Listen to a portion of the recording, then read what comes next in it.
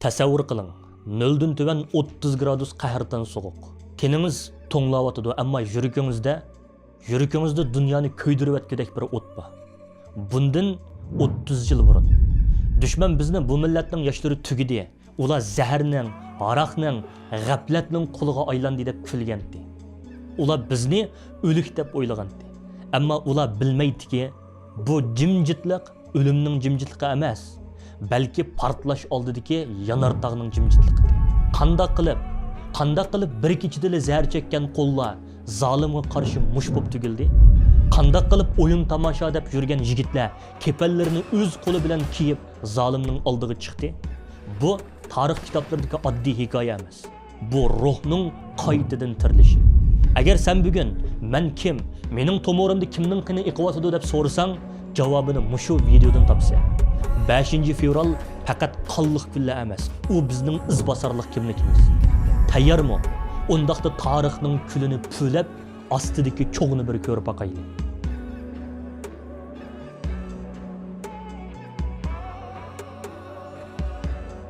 Assalomu alaykum aziz millatim. Mening izbosar qarindoshlarim. Vaqtni biroz keyniga qaytaraylik. 1990-yillar. Uchoqdagi g'ulja bugungi bizning holatimizdan bakli xatarlik. Xitoy hukumatining qo'lida 3 xil qoral bor. Birinchisi tug'ut cheklash, jismimizni yo'qotish uchun. Ikkinchisi dinsizlashtirish, bizning e'tiqodimizni butunlay yo'q qilish uchun.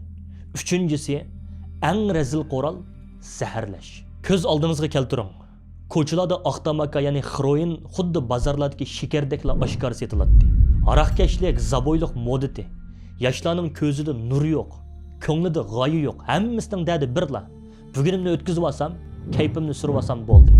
Dushman buningda nimani kutdi? Ular bir chet qarab turib kulimsiradi. Ular o'yladiki, bo'ldi, bu millat tugidi. Bu yoshlar zaharning quliga aylandi. Endi bulardan bizga hech qanday xatar kelmaydi, qo'yib ba tugassin dedi. Şunu saqchilar buningga ko'z yumdi, hatto ostirtin yo'l ichmadi. Dal mana mushunda qop-qorong'u zulmatda hamma odam millatim tugidi deb urayotgan paytda bir arslon o'tirg'i chiqdi. U Abduxilil Abdumijid va uning o't yurak sabdoshlari edi.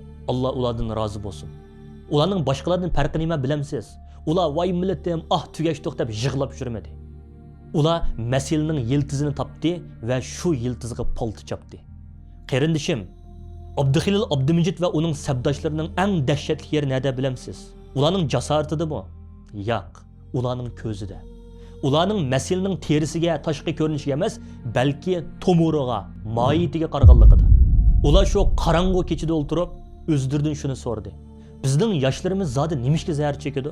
Buning javobi bek oddiy, ammo bek ig'ir. Chunki ularning qo'sqa emas, ruhi och. Ularning qiladigan ishi yo'q.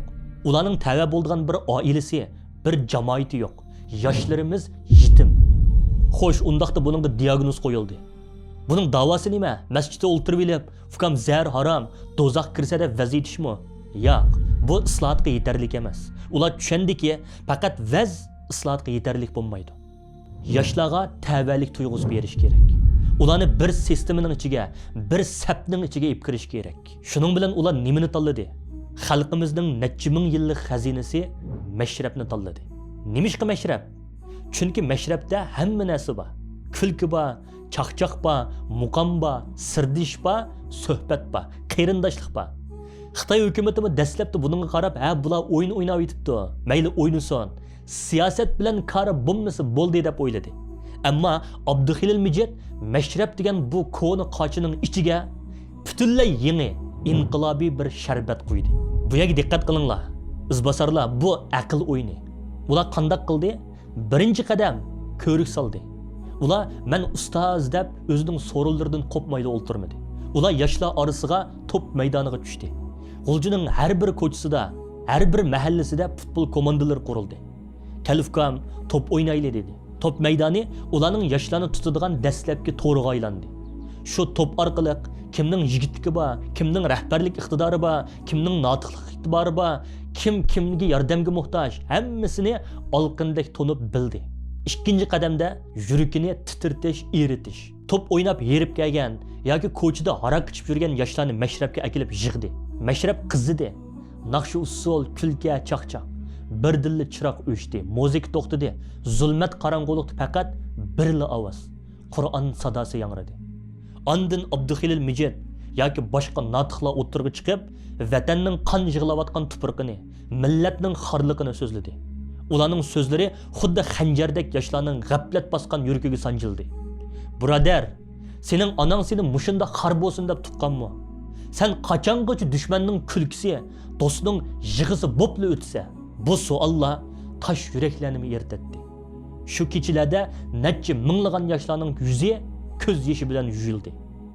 Ular shu kechasi zaharni tashladi, aroqni to'kdi, qutilarini chaqdi. Shu kechasi ular qaytadan tug'ildi. Ko'rdingizmi? Masala zaharda emas, masala ruhda. Ruh uyg'onsa, tan qutuladi. G'ulji yoshlarni qutqizgani dori emas, mana mushundoq iymoniy uyg'onish edi. Qarindishim, ularning qilgan ishi faqat yoshlarni yig'ib qasam berishdan iborat emasdi. Agar ular shunday qilgan bo'lsa, balki bu harakat bir haftadan tarqalib ketadi. Abduxilil Mijit va uning sabdoshlarining dushmanni titratgan haqiqiy kuchi ularning o'rnatgan to'mirdek tuzum edi. Bu yerga diqqat qiling. Biz bugun mushuni o'rganishimiz kerak. Ular mashrabning ichida xuddi bir davlatning kichikiltirilgan modelini qurib chiqdi. Birinchi yigit beshi. Har bir mashrabning bir beshi botdi. Uning og'zidan chiqqan so'z amr farmon. U yerda men qo'shilmayman deydigan hech qanday gap yo'q. Mutlaq itoatla botdi. Ikkinchisi qozi. Talash tortish bo'lsa soqchixonaga bormaydi. Qozining oldiga boradi. Adolat shu qozining oldida o'z o'rnini topadi. Uchinchisi pashshab, ya'ni ijrochi. Agar biroz qasam berib yana aroq ichsa yoki zahar cheksa, uni soqchi jazolamaydi, pashshab jazolaydi. U yosh butun jamoat oldida yetim qoldiriladi yoki ayblanadi. Bu yerda ishq silingani tayoq emas, balki Uyg'urning yo'qolib ketgan numuz va iffat tuyg'usidir. Texmi muhimi, ular faqat taqvo bo'l deb quruq gapli sotmadi. Ular yoshlarning qo'sqini o'yladi. Ishi yo'qmi? Mashrab ahli ish tepib, do'konlarini ichib, mablag' sepadi. Hunar o'rgatdi. To'y qilinmagan yigitlarning to'yini qilib qo'ydi. Natijada yoshlar nimani his qildi bilamsiz? Ular menga Xitoy hukumati emas, mening mashrabim ega chiqdi ekan. Mening haqiqiy hukumatim mana mushu ekan deb tushundi. Mashrab xalqning qalbidagi kichik bir hukumatga aylandi. Qisqagina bir necha yil, qisqagina mana shu bir necha yil ichida g'uljida mo'jiz yuz berdi.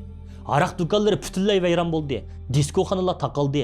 Zar sotadiganlar mashrabchilar kelyotdi desa qo'rqib qochadigan bo'ldi. Hatto yo'qolib ketdi. Xalqning yuziga kulka, qalbiga iymon qaytib keldi. Dal mana mushu yerda Xitoy hukumati bu tirilishni ko'rib qattiq vahimaga tushdi. Ular nimishga qo'rqdi? Ular zar chekkanlardan qo'rqmaydi-ku. Chunki ular biladi-ki, bir zar chekkan Uyg'ur u bir qul. Ammo bir ruhi uyg'ongan, tashkillangan Uyg'ur u bir qo'shin. 1996-yillarning oxiri qora bulutlar yupurilib kelishga boshladi. Xitoy hukumati haqiqiy razil yuzini ko'rsatdi. Futbol maydonlari taqib etildi. Mashrab qonunsiz so'rin deb e'lon qilindi. Har kuni oqshimi bu mashrab gruppasidagi 5 dan 10 gacha yosh izdireksiz yo'qolib ketishga boshladi. Bugun birga o'tirgan do'sting atisi yo'q. Bu bir jimjit qirg'inchilik qaydib ketdi. Abduxilil Mijit ko'rdiki, bu go'zal mashrab sistemasi ko'z oldida vayron bo'lib o'tadi. Abduxilil Mijit o'limning purqini sezdi. U bildiki, navbat o'ziga kelib qolgandi. Hatto u bir qitim tutib qo'yib berilgandi. Endi nima qilish kerak? Jim yetib o'limni kutishmi yoki dunyoni titritib o'lishmi? Shuning bilan u eng oxirgi, eng xatarlik, ammo eng sharafli qarorga keldi. Namoyish. Uning maqsadi hukumatdan umid kutish emas edi. Uning maqsadi g'ulji yoshlarning bo'yin egmas isyonkor ruhini dunyoga bir qitim bo'lsa jakarlab, oshkor da'vatga chiqib, ondan keyin shahid bo'lishdi. 1997-yili 2-oyning 3-4-kunlari. Bu kunlar odatdagi kunlar emas bo'lib, bu Ramazonning eng muborak qadr kechasi kunlaridir. Dal mana mushundoq muqaddas kechida Xitoy soqchilari nima qildi? Ular uylarga bostirib kirdi. Namoz o'qiyotgan onalarni jaynamaz ustidan so'rab tutdi. Qur'on o'qiyotgan yoshlarni kishalladi. Musulmonning izzati, onaning numusi dafsanda qilindi. Bu g'ulji xalqining savr qochsini oshirgan eng oxirgi tamchi bo'ldi. Yoshlarning yuragida birli sado yangradi. Biz jimjit tursaqmi o'ladi ekanmiz? Dinimiz, onamiz, singlimiz dafsanda qilindi. Endi jim turish o'limdimi betar xo'rliq. Shu kechasi 4 fevral kechasi hamma odam uyda, ammo hech kimning ko'zida uyqu yo'q. Yoshlarning yuragida dahshatli bir jang bo'lib o'tadi. Bir tarafda yashash orzusi, yana bir tarafda vijdon azobi. Ular o'z-o'zidan so'rashdi. Agar biz ati chiqsak, o'lib ketishimiz mumkin. Ammo chiqmasak-chi, undaqda bizning iymonimiz o'ladi, erlikimiz o'ladi, vijdonimiz o'ladi, milliy g'ururimiz o'ladi. Endi ko'zingizni yuming. G'ulja, qish, tong sahar, tuman va qahrdan sovuq shaharni muzga aylantirgan. Shu jimjitlikda shaharning markazidagi Taxtay masjidining sarrafxonasida, ya'ni munchsida ajoyib bir sukunat patdi. Bu yerda so'z yo'q, quruq parangmi yo'q, faqat yuraklarning dup-dup so'qishi va suvning shirildab tushgan ovozlari anglanadi. Abduxilil Abdumijid va uning sabdoshlari g'usl qilyotdi. Lekin diqqat qiling qayrindishim. Ularning badanidan sirg'ib tushayotgani oddiy suvlar emas. Ular bu g'usl orqali o'zlarining dunyodagi barliq havaslarini, qo'rqinchlarini, armonlarini yuvitib, ruhini pokizlayotdi. Bu oddiy bir yuyinishlar emas. Bu bir mujohidning Alloh bilan uchrashish oldidagi tayyorligi. Bu bir bandaning ey Alloh, men sana pokiz keldim, meni qabul qilgin degan duosi. Ular tinini yuyotadi, ammo amaliyotda ruhini shahidlik martabasiga tayyorlayotadi. Eng yurakni titirtadigan yeri nada bilamsiz? G'usli tugidi.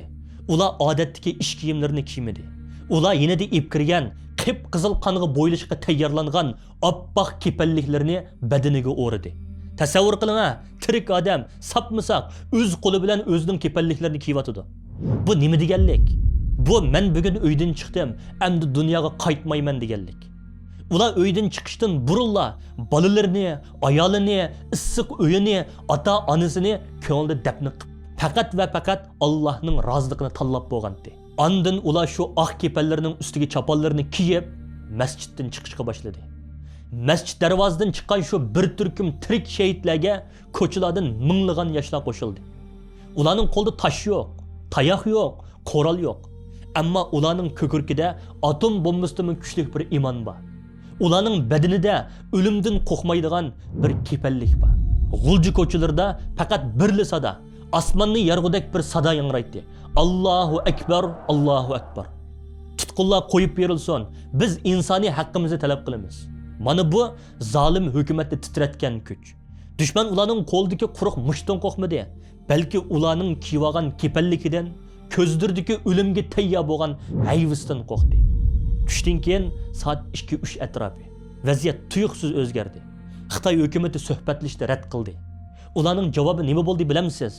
Ular bir to'p qurolsiz, faqat qonuniy haqqini talab qilib kelgan fuqarolarga xuddi dushman armiyasiga muomala qilgandek muomala qildi. Ular cho'ng tipdagi suv chechish mashinalarini yoshlarning oldiga haydab keldi. Qarindishim, shu daqiqani tasavvur qila olamsiz? 0 dan tuvan 30 gradus qahrdan muz sovuq. Siz hozir sitda 5 minut tursangiz, faqat 5 minutlar qo'lingiz to'nglab qoladi. Xitoy askarlari ana shundoq havoda yoshlarning ustiga yuqori besimliq muzdek suv chashdi. Suv badanga tekkan amon muzga aylanadi. Kiyimlar qetib xuddi muz sovutga aylanib qoladi. Sovuq terining ostidan o'tib, so'ngakdan chiqib o'tadi. Normal odam bundoq ahvolda qanday qiladi? Nima qiladi? Jon tatliq deb qochadi. Tarqilib ketadi, to'laydi. Ammo g'ulji yoshlari qochmadi. Shohidlarning aytishicha, oldingi saptikilar sovuqdan qetib yiqilganida, orqasidagilar ularni quchoqlab, yulab turg'izdi. Ba'zi yigitlar shu muzdek suvga qarab, ko'kirkini ichib tashladi va mundaq deb varqirdi. Sening suying bizning iymon o'timizni, vatanga bo'lgan ishqimizni hargiz o'chiramaydi. Ularning kirpiklariga muz tutdi, tini to'ngladi, ammo tilidagi Allohu akbar to'nglab qolmadi. Bu insonning jismoniy cheklimisidan halqib ketgan bir iymon kuchdi. Suv chechish mashinasi qarqinmagandan keyin dushman haqiqiy vahshiy yuzini ochdi. Vang vong o'q ovozlari atrofda yangrashqa boshladi. Oq qor qip-qizil qonga bo'yaldi. Yigitlar bir-birlab yerga yiqildi. 5 fevral oqshimi G'ulji shahri bir cho'ng usti ochiq turmaga aylandi. Minglagan yoshlar tutildi. Turmalarda o'rin qolmadi. Xitoy saqchilari u yoshlarni qanday qildi bilamsiz? Ularni qanday qiynadi? Yoshlarni qish kuni oyog'ini soldirib etib, qorning ustida, muzning ustida yuguradi. Putlari yerilib, qonlari qorga singib ketdi. Hatto nurg'unlarning so'g'ida putlari sesib ketdi. Ishlarga vahshiylarcha talatdi. Tavba qil, pushaymon qil deb xudini yo'qotquchi urdi. Ammo u yoshlar nima qildi? Yig'ladimi? Yolurdimi? Yo'q. Ular türmening ichini madrasaga aylantirdi. Bir-birining yarısını tangdi, bir-birisiga tasalli berdi. Ko'p tayoq yeganlarni oz tayoq yeganlar yo'lidi. Hatto bir Xitoy saqchining keyinchi aytgan bundoq so'zi bor. Biz ularni urib, yerib ketdik, ammo ularning ko'zidagi bir xil nurni o'chiramadik. Ular bizdan qo'rqmadi, aksicha biz ulardan tap-tatdi qo'rqdik. Demak, qarindishim, erkinlik degan nima? Erkinlik turmaning sirtida bo'lish deganlik emas. Agar sen turmaning sirtida, Turkiyada, Amerikada, Yevropada yashab turibmi, haq gapni qilishdan qo'rqsang, jisming erkin dunyoda bo'lsa-mu, ruhing dushmanning hayvisidan, tahdididan titrab tursa, sen bir qul. Agar sen turmaning ichida kishallaklik turibmi, iymoningdan voz kechmasang, sen erkin, sen hur. G'ulji yoshlari jismoniy jihatda asirgilindi, ammo ruhiy jihatda Xitoyni yengdi. Endi biz so'zning to'xtaydigan yeriga keldik.